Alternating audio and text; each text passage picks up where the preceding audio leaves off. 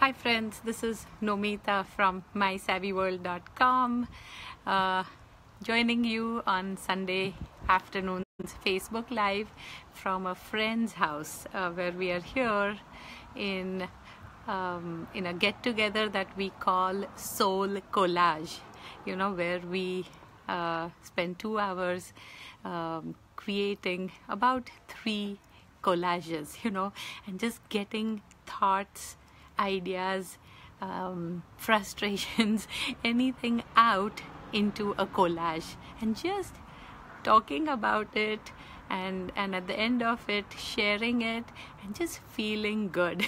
So I'm here, but I came out in their patio to do my Facebook Live. So if you're joining me here live, definitely give me a thumbs up or say something so I know you're there. All right, so today's topic is, I'm really going to be vulnerable here, but it's a topic called, what did I call it? My number one money blocker. Yeah, an actual money block that I lived with for a very long time, and because I didn't know about it. The reason I want to share this with you is, my goodness, once I realized it and contemplated on it and worked on it and basically kind of straightened it out,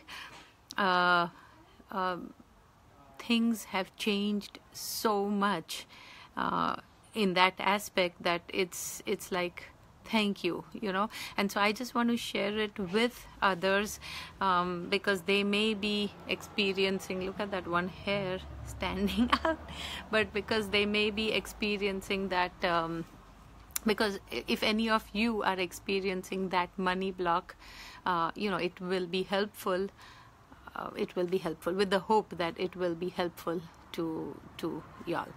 All right, so my money block, really how I kind of even realized that I have one, is about 5 years back when I was doing this goal setting kind of exercise, and I obviously part of that is to set an income goal, right, for the year. And I just could not think big.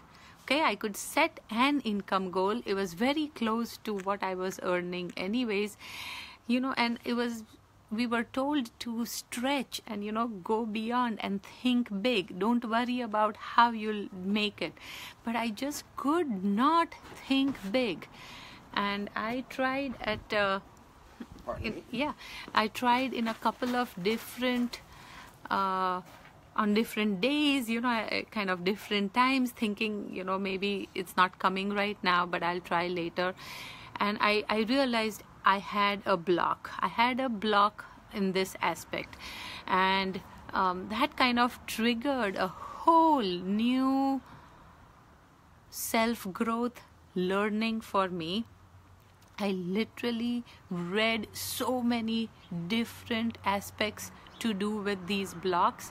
I even did some trainings. I contemplated, I meditated on this, that what is this all about?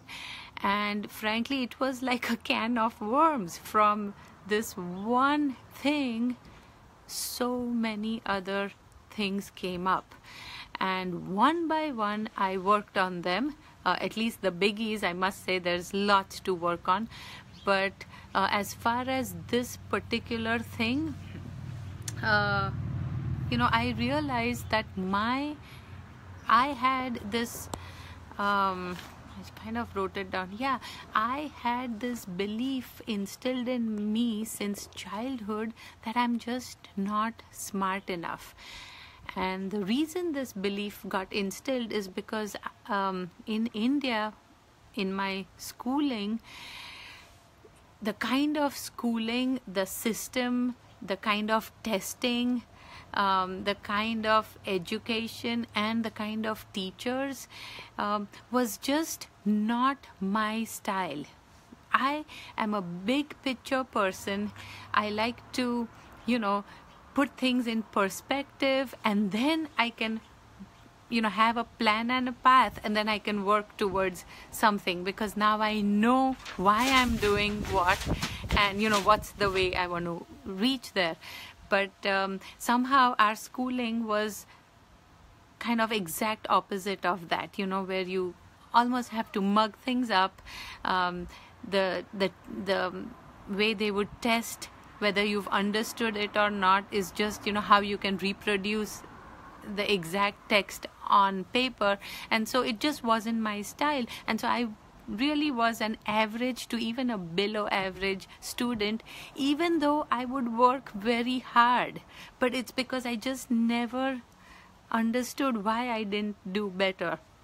And so, obviously this belief got instilled that I'm just not smart enough. I mean, even though you work hard, you're not smart enough. And so that belief is the reason I could not think big, because it was that little voice in my head that would say, you can't really think much bigger because you're not smart enough. And so I literally worked on this. This is what I call that inner growth, that self-development. I took advantage of so many resources, studying them, learning, implementing, contemplating. But finally, I was able to clear that belief that it wasn't me, right? And and clearly since the schooling, I've done so well in so many aspects of my life, but I was finally able to own that success. I was finally able to say, yes, that was me, and yes, I can do it, and I'm smart enough, and I'm, capable enough to achieve this, and I'm capable enough to set a goal that's double of my of my income goal, double, and I could put that number down on that paper with confidence. So you see, huge breakthrough from inside, right? But it's when you have that clearing from inside, then you feel unstoppable. I was then able to go out and figure out things that I needed to do, people that I needed to meet, work that I needed to do. That was actually not that hard, because now there was nothing stopping me. That inner voice was gone, and that has totally, helped me in my progress. So in summary, I just want to say that I've been talking to quite a few of you on the strategy calls, and I'm noticing that there is definitely an aspect that's blocking people from doing what they really want to do in life. And as dentists, we know what needs to happen. We really know why we want something, right? And we know that as a dentist, you're capable, but there could be hidden money blocks that are stopping you from reaching your real potential, your true potential. And if that's the case, I want you to stop and be aware of that. And in my next few posts, I'm going to share a little bit more specific about these blocks. And I'm also going to give you an opportunity to schedule a strategy call with me where you can at least get those out, and I can help you to see how you can turn them around. So I hope this is helpful, a little long, but I've spoken from my heart, and I really mean it, that this has been so helpful for me that I wanted to share it with all of you. All right, so with that, I hope you all have a great rest of the Sunday, and cheers to new possibilities. Going back to my collage making. Bye bye.